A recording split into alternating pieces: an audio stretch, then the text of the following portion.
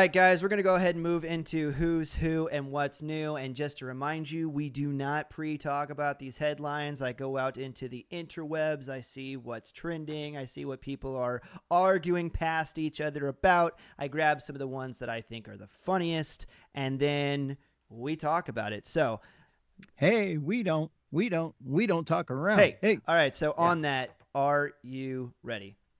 Here we go. Here we go. All right, so I'm going to start by taking you over to Twitter. By the way, this is not a place to hang out if you enjoy decent society. But wait a minute, aren't we on Twitter? We are on Twitter, and this is actually our Twitter page. Shameless plug. All right, but anyway, I did find this video. This is a couple of climate activists that decided that they were going to fight climate change by cementing their hands to the pavement. So, is this the one at the airport? I do believe it is at an airport. I believe it's on a runway. Yes. So on a runway in Germany. So I saw this. Right. So that was the F around part, and then this is the part where they find out afterwards, which is so. Anyway, we'll just.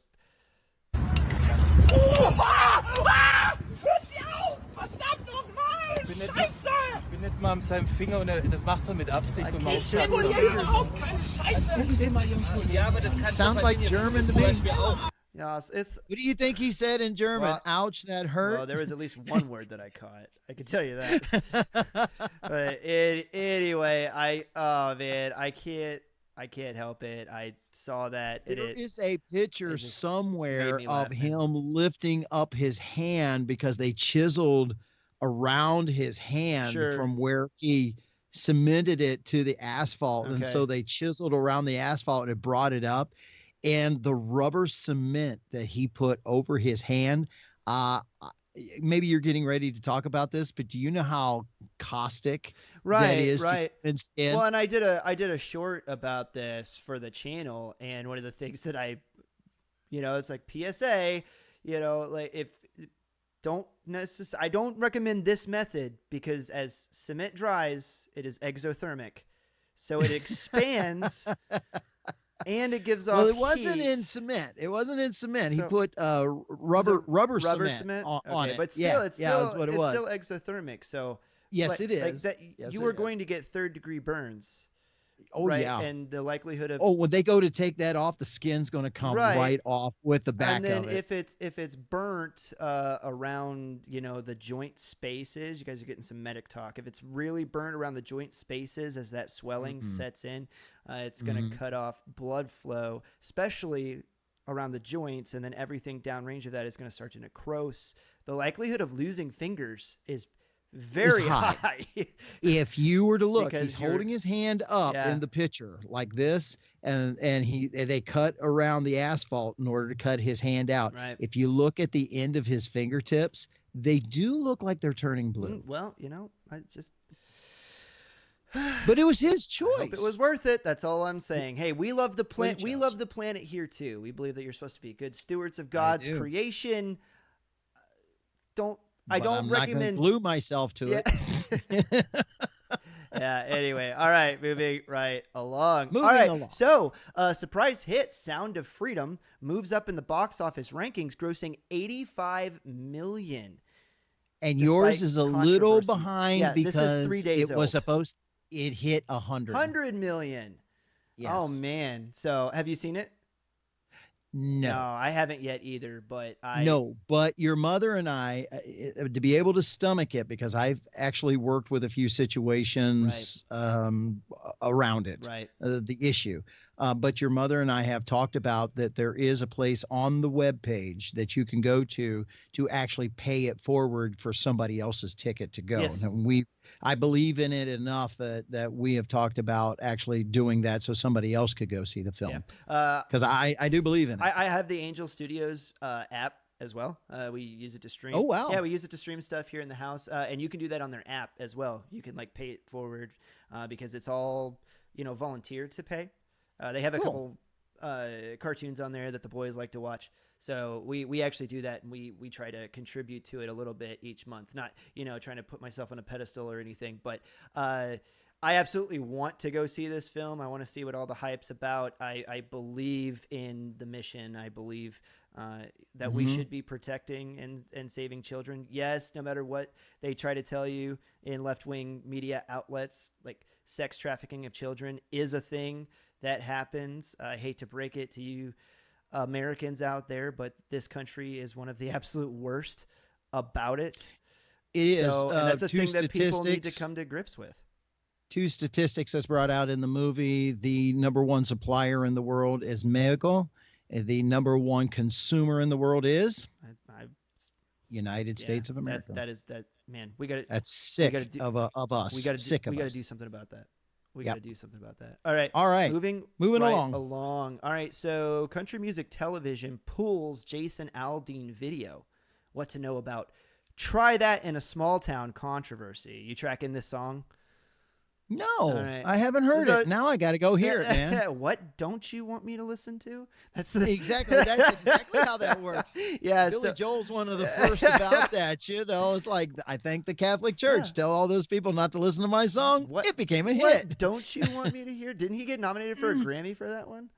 I believe so. Now we're talking about... I'm not going to tell people what it is. You can go look it up. But yes, the Pope asked for the song to be banned, and it ended up becoming a hit. It was dying on the charts. Right, yeah. So anyway, he brought out a song.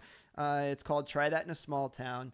The lyrics are basically anti-violence, anti-chaos. I believe one of the lines says something about like mug an old lady at a red light or spit in a cop's face. I think he says at one point, he's like, try that in a small town and see how far you get down the road, because we take care of our own. I believe is and having grown up in a small town where we didn't even have any electric traffic lights, I can tell you for a fact, community policing is a thing, because we only had one cop. and he wasn't on it all the time either, was he? So, but hey, by the way, I ran into him the other day, and he told me specifically, I had forgotten this. Now that you brought him up, he told me to tell you that he is proud of you. Tell Jim thank you. I say I wasn't going to call him out by name. Nobody knows who Jim is. That's but true. Tell Jim I said thanks. All right. So anyway,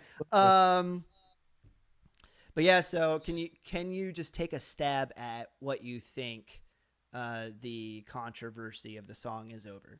Like what? No, I things are crazy, so no, I can't. Okay. I can't imagine. Well, they're saying it's racist. Very, very racist. Okay, explain to me. You're going to have to give me their angle, because obviously they're coming from an angle. No. So he says, try that stuff in a small town, violence and yes. So I can only assume that they're saying that there's like maybe a certain demographic of people that have a proclivity toward acting that way. And they're accusing Jason Aldean of pointing that out. I'm not even making a connection here, because I've come from a small town. I've lived in where there was a street where, because of segregation, I'm young enough coming out of segregation that many of the black people still just lived on one street. That's where they decided to live from.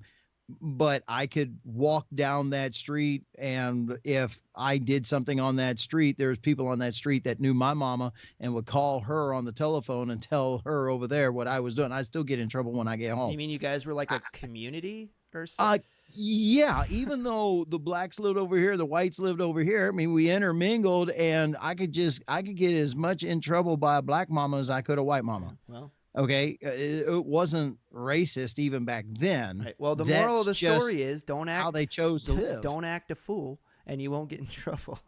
In a small town. In a small town. Exactly. And you know what else? I'm just going to throw this out. You didn't cut through people's yards either. Oh, that drives me nuts. That was something.